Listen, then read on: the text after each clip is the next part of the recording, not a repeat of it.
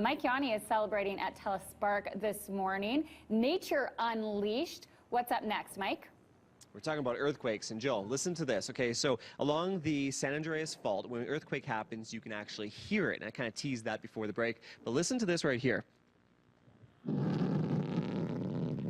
That right there, Jill, is a 7.3 magnitude earthquake, what it sounds like on the San Andreas Fault, and it's actually still rumbling there. The cool thing is that happened 300 miles away from the fault. Oh my goodness. All right, so is that the tectonic plates crashing together? Yes, yes, sliding and moving against each other. So it's just one of the interactive exhibits here, Jill. In fact, over here you'll see a large screen, and on the screen you can see worldwide earthquake activity. Alex from Telus Spark joining us once again.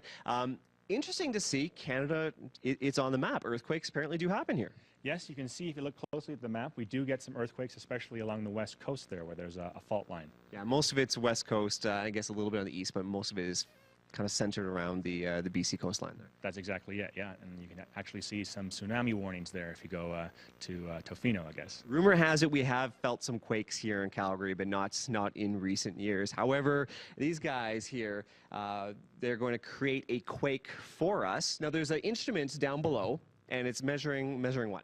It's measuring the vibration of the ground as they stamp. It's called a seismometer. This is what scientists use to measure earthquakes, and these young scientists are creating an earthquake of their own by the looks of it. Mile and Ryder are stomping there. Keep stomping, guys. I can feel the earth shake.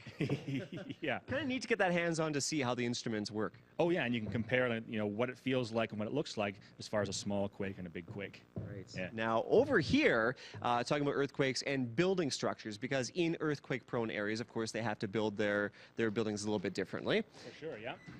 So this is these guys are creating a fantastic earthquake for us, and if you look at the way the buildings are moving, we've got a standard building on the left, and all that vibration, all that energy gets transmitted up through the building, which makes for a pretty bone-shaking experience if you're in that building.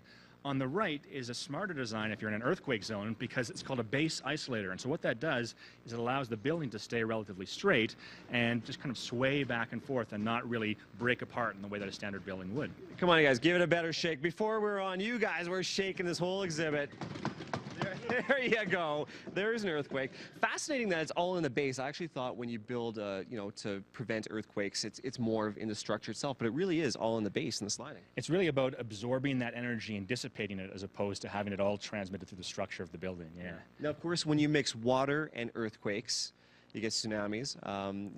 It's on the mind of a lot of us. It's been in the news over the last few years. Interesting to see, the tsunami hazard signs that actually exist in certain countries, including Canada, that we actually see these in certain areas. That's right. Out in BC, if you're driving along the coast, you might see a tsunami warning sign. That's just a reminder that there is tectonic activity along there, and should there be an earthquake, there could well be a large amount of water coming in. We'll cross our fingers that's not the case. Right. Yeah. And of course, this is just a small snippet of the earthquake exhibit here, Jill. Lots of things to see here. And who knew? Who knew that Calgary had earthquakes in the past? Yeah, who knew? Good stuff. Those signs you can see at pretty much every beach access point in Hawaii, but they're in Canada too. Okay.